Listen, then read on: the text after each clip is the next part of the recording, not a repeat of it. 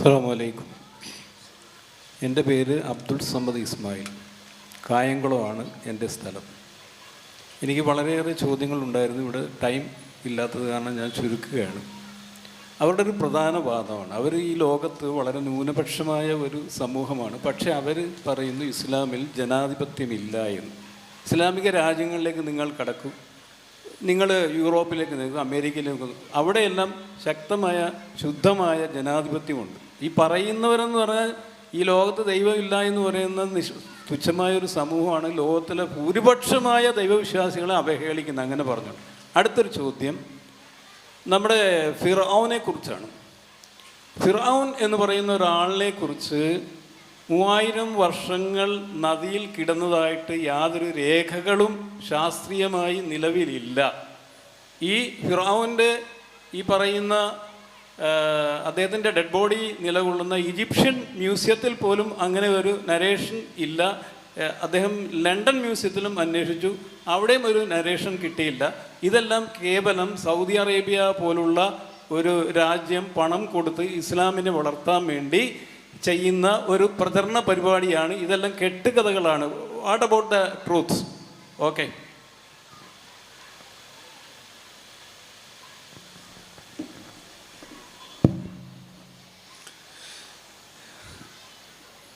ഫിറൗനാണുള്ള ചോദ്യം അല്ലേ? ഫിറൗൻ്റെ ജഡം അത് 3000 കൊല്ലത്തോളം വെള്ളത്തിൽ കിടന്നു എന്നതിന് യാതൊരു തെളിവുമില്ല. അത് സൗദി അറേബ്യ പോലുള്ള രാജ്യങ്ങൾ കാശ് കൊടുത്ത് പ്രചരിപ്പിച്ചുകൊണ്ടിരിക്കുന്നതാണ്. ഫിർഔനിൻ്റെ ഫറോവമാരുടെ ജഡം ഇന്ന് അതേപോലെ നിലനിൽക്കുന്നുണ്ട് എന്നതിന് തെളിവ് ആവശ്യമില്ലല്ലോ. നമുക്ക് ഈജിപ്തിലെ കൈറോ മ്യൂസിയത്തിൽ പോയാൽ നമുക്ക് കാണാൻ കഴിയുന്നതാണ് ഫറോവമാരിൽ 5-8 പേരുടെ ജഡം ശരീരം നശിക്കാത്ത രൂപത്തിൽ തന്നെ മമ്മികളായി സംരക്ഷിക്കപ്പെട്ടത്. അതിൽ രാംസസ് സെക്കൻഡ് എന്ന് പറയുന്ന ഫറോവയാണ് മൂസാ നബി അലൈഹി സ്വലാത്തു വസ്സലാമിൻ്റെ കാലത്ത് ജീവിച്ചിരുന്നയാൾ എന്നാണ് കരുതപ്പെടുന്നത്. ആ രാംസസ് സെക്കൻഡിൻ്റെ ജഡവും നമുക്ക് അഥവാ മമ്മിയും നമുക്ക് അവിടെ കാണാം. ഇവിടെ യുക്തിവാദികൾ അല്ലെങ്കിൽ ഈ വിമർശകന്മാർ ഉന്നയിക്കുന്നത് ഈ ജഡം അത് വെള്ളത്തിൽ കിടന്നു എന്നതിന് തെളിവില്ല എന്നാണ്. അത് അവിടെ കൈറോ മ്യൂസിയം ഉണ്ടാക്കിയിട്ട് കുറച്ച് കാലമായിട്ടുള്ളൂ. അതിനു മുമ്പ് മറ്റെല്ലാ ജഡങ്ങളും ലഭിച്ചത്, മറ്റെല്ലാ ഈ മമ്മികളും ലഭിച്ചത് പുറത്തുനിന്ന് അഥവാ പിരമിഡുകൾക്കകത്ത് നിന്നായിരുന്നെങ്കിൽ റാംസസ് രണ്ടാമൻ്റെ മമ്മി ലഭിച്ചത് പുറത്തു നിന്നാണ് എന്ന രൂപത്തിലുള്ള രേഖകളുണ്ട്. അത് ജലത്തിൽ കിടന്നിരുന്നു എന്നതിന് ചില ഗവേഷണങ്ങളുണ്ട്. പക്ഷെ അതെല്ലാം ഗവേഷണങ്ങളാണ്. അത് 100% ശാസ്ത്രീയമായി സ്ഥാപിക്കപ്പെട്ട വസ്തുതകളല്ല. ശാസ്ത്രീയമായി സ്ഥാപിക്കാൻ കഴിയൂല. കാരണം അത് പുതിയ കാലത്ത് വെള്ളത്തിൽ നിന്ന് കിട്ടിയതല്ല. ശരിയാണ്. കാരണം ജഡം നമുക്ക് ലഭിക്കുന്നത് അഥവാ ഈ മമ്മികളെല്ലാം ലഭിക്കുന്നത് ഈജിപ്ഷ്യൻ പുരാവസ്തു ഗവേഷണങ്ങൾ വ്യാപകമാവുകയും അതിനു വേണ്ടിയുള്ള എക്സ്കവേഷൻസ് നടക്കുകയും ചെയ്തപ്പോഴാണ്. അപ്പം അതുകൊണ്ട് തന്നെ ആ സമയത്ത് തന്നെയാണ് ഈ മമ്മിയെ ലഭിച്ചിട്ടുള്ളത്. പക്ഷെ ആ മമ്മിയെ പഠനവിധേയമാക്കിയ ഡോക്ടർ മോറിസ് ബുക്കായി, ഫ്രഞ്ച് ഭിഷഗ്വരനായിരുന്ന മമ്മികളെക്കുറിച്ച് പഠിക്കുന്ന വിഷയത്തിൽ ഗവേഷണം ചെയ്തിട്ടുള്ള പണ്ഡിതൻ, അദ്ദേഹം ഇത് ജലത്തിൽ കിടന്നിരുന്നു എന്നതിന് തെളിവുകൾ ഉന്നയിക്കുന്നുണ്ട്. അതിനുള്ള പ്രതിവാദമാണ് ഇവിടെ ചോദ്യകർത്താവ് സൂചിപ്പിച്ചിട്ടുള്ളത്. സൗദി അറേബ്യ പണം കൊടുത്തുകൊണ്ടാണ്. അദ്ദേഹത്തെ കൊണ്ട് പറയിപ്പിച്ചത്. ഇപ്പോഴാണെങ്കിൽ ഈ മമ്മികളെ സംരക്ഷിക്കുന്നതിന് ഭാഗമായി ഗവേഷണങ്ങളൊന്നും സമ്മതിക്കണില്ല. അതുകൊണ്ട് തന്നെ അതല്ലാന്ന് സ്ഥാപിച്ചു കൊടുക്കാൻ നമ്മുടെ അടുത്ത് മാർഗങ്ങളൊന്നുമില്ല. കാരണം അത് ഗവേഷണങ്ങൾക്ക് വിട്ടുകൊടുത്താൽ മമ്മികൾ സംരക്ഷിക്കപ്പെടില്ല, നശിച്ചു പോകും. എന്നാൽ ഞാനിവിടെ പറയുന്നത് ഫറോവയുടെ ജഡമല്ല, ഫറോവ എന്ന നാമം പോലും പരിശുദ്ധ ഖുർആനിൻ്റെ അമാനുഷികതക്കുള്ള തെളിവാണെന്ന്. ഫറോവയുടെ ജഡം പരിശോധിക്കാൻ ഈജിപ്ഷ്യൻ ഗവൺമെൻറ് ഏതായാലും സമ്മതിക്കില്ല. ഇവർ പറയുന്ന വാദത്തെ പ്രതിവാദം തെറ്റാണ് എന്ന് പറയാനും കഴിയില്ല. കാരണം പരിശോധിക്കണമല്ലോ. മോറിസ് ബുക്കായിയുടെ രേഖകൾ മാത്രമാണുള്ളത്. ആരോപണം പ്രത്യാരോപണം എന്നുള്ള നിലക്ക് പറയുമ്പോൾ മോറിസ് ബുക്കായി പറഞ്ഞത് സൗദി അറേബ്യയുടെ കാശ് കിട്ടിയിട്ടാണെന്ന് പറയുന്നതോടുകൂടി കഴിഞ്ഞു. അപ്പം ഞാൻ പറയുന്നത് അതിനപ്പുറത്ത് ഫറോവ എന്നുള്ള പേര് അത് തന്നെ പരിശുദ്ധ ഖുർആനിലേത് അത്ഭുതമാണെന്നാണ്. എന്തുകൊണ്ടാണ് അത്ഭുതമാകുന്നത്? ആകെ ബൈബിളിലും ഖുർആനിലും മാത്രമാണ് ഫറോവയെക്കുറിച്ച് പറയുന്നത്. ബൈബിളിലും ഖുർആനിലും മാത്രം. ബൈബിളിൽ നിന്ന് വ്യത്യസ്തമായി പരിശുദ്ധ ഖുർആനിൽ ഫറോവയെക്കുറിച്ച് പറയുമ്പോൾ ചില സവിശേഷതകളുണ്ട്. ബൈബിളിലും ഖുർആനിലും മാത്രം എന്ന് പറഞ്ഞാൽ പുരാതന ഗ്രന്ഥങ്ങളായി അവശേഷിക്കുന്ന സ്ഥലങ്ങളിൽ എന്ന അർത്ഥത്തിലാണ് ഞാൻ സൂചിപ്പിച്ചത്. പുരാതന ഗ്രന്ഥങ്ങളായി അവശേഷിക്കുന്ന സ്ഥലങ്ങൾ, അതിൽ അവശേഷിക്കുന്നവയിൽ പരിശുദ്ധ ഖുർആനിലും ബൈബിളിലുമാണുള്ളത്. അവിടെ ബൈബിളിൽ ഈജിപ്തിലെ രാജാക്കന്മാരെ മൊത്തത്തിൽ വിളിക്കുന്ന പേരാണ് ഫറോവ.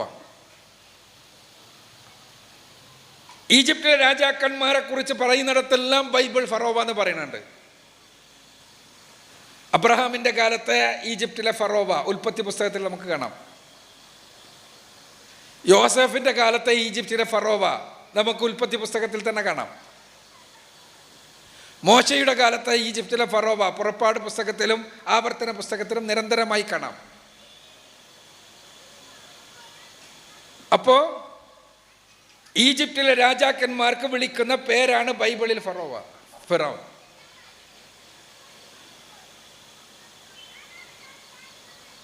എന്നാൽ ഈ പദപ്രയോഗം,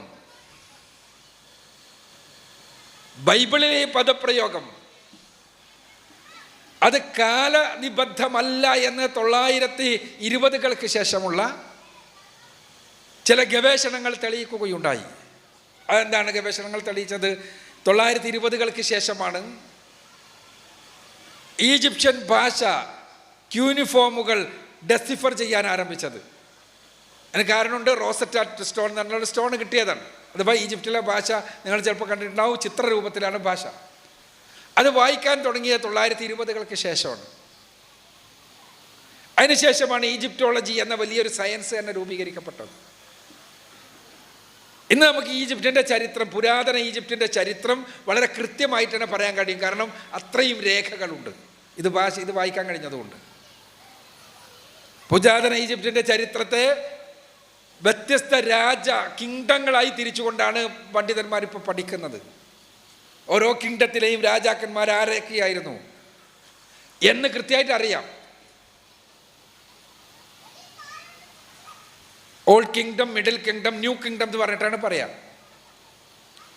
ഇതിൻ്റെ അടിസ്ഥാനത്തിൽ ഫറോവ എന്ന പദത്തെക്കുറിച്ചും പഠനം നടത്തിയിട്ടുണ്ട്. ഫറോവ എന്ന് പറഞ്ഞ പദം പെർ ആ എന്ന 2 ഈജിപ്ഷ്യൻ പദങ്ങളിൽ നിന്നുണ്ടായതാണ്. പെർ ആ എന്ന് പറഞ്ഞാൽ മഹാഭവൻ, ഗ്രേറ്റ് ഹൗസ് എന്നാണ് അർത്ഥം. അപ്പം ഗ്രേറ്റ് ഹൗസ് എന്ന അർത്ഥത്തിൽ രാജാക്കന്മാരുടെ കൊട്ടാരത്തെയായിരുന്നു ആദ്യകാലത്ത് ഫറോവ എന്ന് വിളിച്ചിരുന്നത്, പെർ ആ എന്ന് വിളിച്ചിരുന്നത്. എന്നാൽ മോശയുടെ കാലത്തിന് തൊട്ടു മുമ്പ് ആണ് രാജാക്കന്മാരെ ഫറോവ എന്ന് വിളിക്കാൻ ആരംഭിച്ചത്. ഇതാണ് ഈജിപ്റ്റോളജിസ്റ്റുകൾ ഇന്ന് പറയുക. കാരണം കൃത്യമായ രേഖകളുടെ അടിസ്ഥാനത്തിൽ അപ്പോൾ ബൈബിളിലെ ഈ പരാമർശങ്ങൾ ചിലത് അനാർക്കോണിക് എന്നാ പറയുക, പിന്നെ ചില പരാമർശങ്ങൾ കാലനിബദ്ധമല്ല എന്ന് പറയേണ്ടി വരും. അതെന്താണ്? അബ്രഹാമിൻ്റെ കാലത്തെ ഫറോവ എന്ന് പറയുന്നു. അബ്രഹാമിൻ്റെ കാലത്ത് രാജാവിനെ ഫറോവ എന്ന് വിളിക്കുന്ന സമ്പ്രദായമില്ല. യോസഫിൻ്റെ കാലത്ത് ഫറോവ എന്ന് പറയുന്നു. യോസഫിൻ്റെ കാലത്ത് രാജാവിനെ ഫറോവ എന്ന് വിളിക്കുന്ന സമ്പ്രദായമില്ല. പിന്നെ എന്തുകൊണ്ടാണ് ഇത് എഴുതാൻ കാരണം? പിൽക്കാലഘട്ടത്തിലാണ് ബൈബിൾ രചയിതാക്കൾ ഇത് എഴുതിയതെന്നുള്ളത് കൊണ്ട് ആ ബൈബിൾ രചയിതാക്കൾ എഴുതിയ ആ കാലത്ത് രാജാക്കന്മാരെ മൊത്തത്തിൽ വിളിക്കുന്ന പേരാണ് ഫറോവ. അതുകൊണ്ട് തന്നെ അവർ എഴുതി പിന്നെ ഈജിപ്തിലെ ഫറോവ, അതേപോലെ തന്നെ അബ്രഹാമിൻ്റെ കാലത്തെ ഫറോവ, പിന്നെ യോസഫിൻ്റെ കാലത്തെ ഫറോവ, മോശയുടെ കാലത്തെ ഫറോവ എന്നെല്ലാം എഴുതി. സ്വാഭാവികമാണ്. ആ എഴുതുന്ന ആളുകൾക്ക് അറിയില്ലല്ലോ എക്കാലത്താണ് ഇത് തുടങ്ങിയതെന്നൊന്നും. പക്ഷേ ഞാൻ പറഞ്ഞ ഈ മമ്മി പരിശോധിച്ചിട്ട് മനസ്സിലാകൂല എന്ന് പറയുന്ന ഈ ആളുകൾക്കാണ് ഈ പദം പറയുന്നത്. എന്നാൽ നിങ്ങൾ പരിശുദ്ധ ഖുർആൻ പരിശോധിച്ച് നോക്കുക. ഖുർആനിൽ മുഹമ്മദ് നബി സല്ലല്ലാഹു അലൈഹി വസല്ലം എഴുതിയതാണെങ്കിൽ അദ്ദേഹത്തിന് ഫറോവ എന്ന പദം കിട്ടിയത് എവിടെ നിന്ന് മാത്രമായിരിക്കും? ബൈബിളിൽ നിന്ന് മാത്രമായിരിക്കും. കാരണം ഈജിപ്റ്റോളം ചെന്നില്ല, ഈജിപ്തിലെ രേഖകൾ വായിക്കപ്പെട്ടിട്ടില്ല. ആ ഫറോവ എന്നുള്ള പദം മുഹമ്മദ് നബി സല്ലല്ലാഹു അലൈഹി വസല്ലം എടുത്ത് ഉപയോഗിക്കുമ്പോൾ ബൈബിളിൽ സംഭവിച്ച അതേ അബദ്ധം മുഹമ്മദ് നബി സല്ലല്ലാഹു അലൈഹി വസല്ലമക്ക് സംഭവിക്കണ്ടേ? എന്നാൽ ഇബ്രാഹിം നബി അലൈഹി സ്വലാത്തു വസ്സലാമിൻ്റെ കാലത്തെ രാജാവിനെ കുറിച്ച് പരിശുദ്ധ ഖുർആനിലെ പരാമർശമുണ്ട്. പക്ഷേ അവിടെ ഫിർഔൻ എന്നില്ല. യൂസുഫ് നബി അലൈഹി സ്വലാത്തു വസ്സലാമിൻ്റെ കാലത്തെ രാജാവിനെ കുറിച്ച് ഖുർആനിലെ പരാമർശമുണ്ട്. പക്ഷേ ഫിർഔൻ എന്നില്ല. എന്നാൽ മൂസാ നബി അലൈഹി സ്വലാത്തു വസ്സലാമിൻ്റെ കാലത്തെ രാജാവിനെ കുറിച്ച് മാത്രം ഖുർആൻ ഫിർഔൻ എന്ന് പറയുന്നു.